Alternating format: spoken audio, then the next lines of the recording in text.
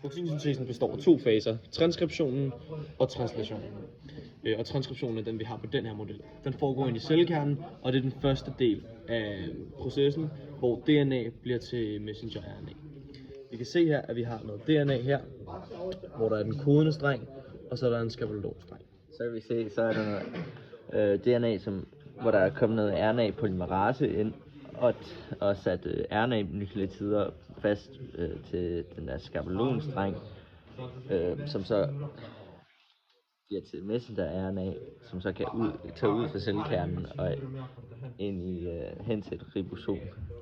Ja, så det næste trin, det er translation, hvor det foregår i ribosomerne, som er i cytoplasmen, hvor der er sådan et mRNA-messengerstreg, og så kommer der sådan nogle antikodon med aminosyre på, hvor det så bevæger sig op her, så den kan blive sådan par, og så bliver der så dannet dem her